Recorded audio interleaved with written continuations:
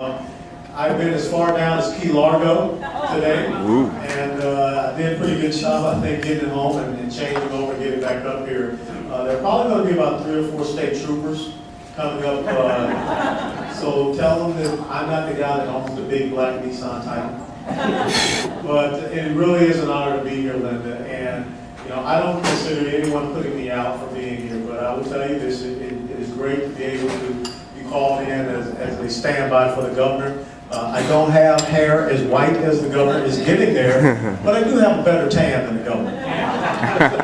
I want to talk to you very simply about a few things, and then I want to get your questions. And I think right now there's a lot that we need to talk about in our country. But the most important thing that we need to look at, when you go to the rifle range in the military, one of the things that the instructors always tell you is to make sure you have a good tight shot group, which means you pretty much have the grouping of your bullets all in a very nice area, not spread out all over the place. And I think when you listen to those words, having a tight shot group, that applies to us as Republicans right now. Because when you look at some of the things that are going on for us, we're shooting all over the target. We need to tighten up our shot group. When you look at what's happening with the National Party and the mess that they're in right now, all the way down to the Republican Party of Florida and some of the problems that we're seeing there as well. We have got to get back to the basic fundamentals and principles that make us who we are as Republicans. And I'm telling you, that means good, strong, conservative values. But what we have to understand is, at this critical point in time, when the United States of America are looking for principled leadership, we cannot be a lesser version of the other side. And we cannot believe that the same kind of shenanigans that they do will fly for us. Because since they own the media, that's not going to happen.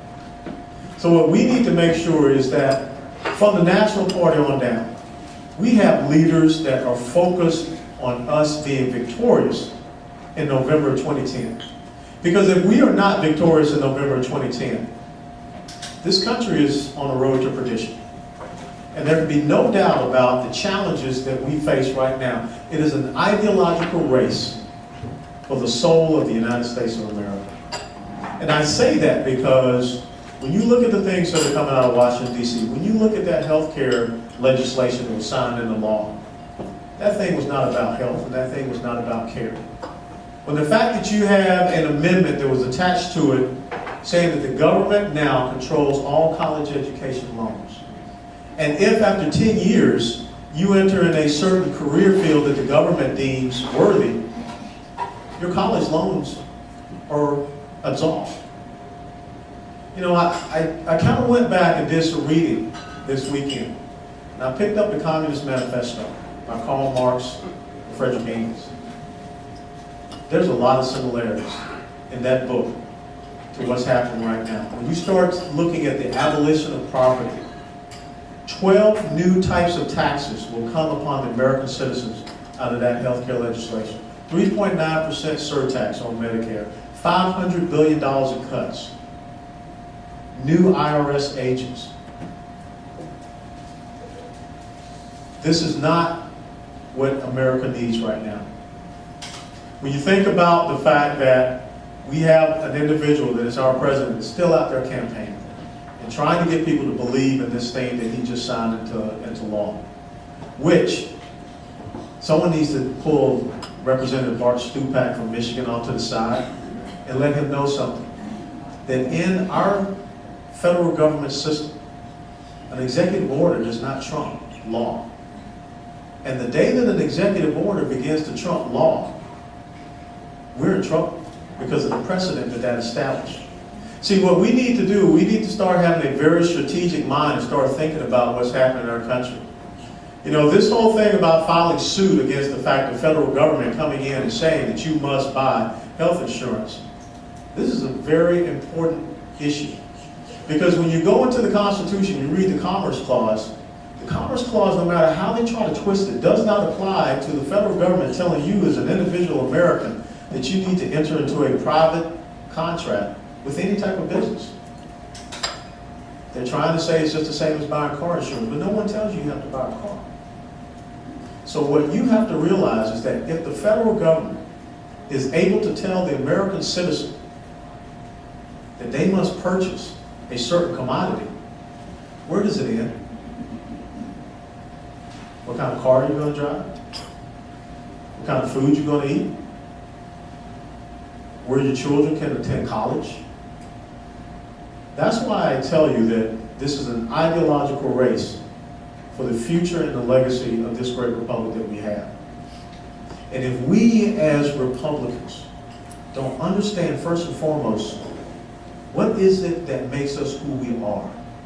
Going back to 1854 and understanding the premise upon which this party was established and the things that it has stood for over time. We've got to get back to that. We have to tighten up that shot group. Because right now the American people are sitting back saying, we're looking for leadership. And if we don't show it, they'll continue on with the devil that they know instead of taking a chance with the devil that they don't know. Now, let me give you an update about our campaign. Our campaign is going so very well. And the reason why it's going so very well is based upon what the other side is doing. In the last 10 days, I've been called a Muslim hater. I've been called an anti-Semite. I've been called an Uncle Tom. I've been called, let's see, what else? A radical. I've been called a Taliban trainer. Then I was called a Taliban fighter. And then today, like I said, I had a live interview with MSNBC. Why do you think MSNBC wanted to have Allen West on? Because they realize the strength and the power of the campaign that you have here in South Florida. And this has become a national level campaign because of the things that we stand for and the things that we represent, and the message is getting out all across the United States of America, and they cannot afford us to be successful down here in South Florida. You know, somehow a gentleman has popped up to run in a primary against me in Congressional District 22. Now, this is a gentleman that just last month registered as a Republican, whose wife is a registered Democrat. And all of a sudden, some kind of way, he came up with, you know, the requisite number of petitions to be signed. That's not a coincidence. Now, I welcome him to come in because I believe that I have to earn the nomination. I don't believe in leadership by entitlement. But what I can tell you is something squirrely is going on. Because how many people here have ever cornered an animal? When you corner an animal, what happens? They come out fighting. And see, right now, the liberals in South Florida are threatened. And that's why 7 months out, they've already started their character assassination. They've already started their antics. I'm pretty sure it won't be long before, you know, Chris Matthews or Keith Olbermann want to have an interview with me. But I say, bring them on. Because just as I took on Monica Novotny this morning, I'll break them all down like a cheap shotgun. But the message to us is that there is power in who we are and what we represent as Republicans, and having a conservative message. Having a message that says that we cannot continue on with the public sector being the largest part of our economy that's growing. A month ago, USA Today had an article out, front page, that did a public sector versus private sector compensation comparison. And for the first time in the United States of America, we now see public sector compensation outpacing private sector. That's unsustainable. You know, the jobs report that came out this past Friday, if you really peel the onion back and look at that, temporary jobs, government jobs. What does that mean? That means that the money that belongs to you for investment, for ingenuity, for innovation, for economic growth is being taken away from you. And it's being harnessed 1,000 miles away with a government that is out of control. The ideological race that we face in the United States of America is simple.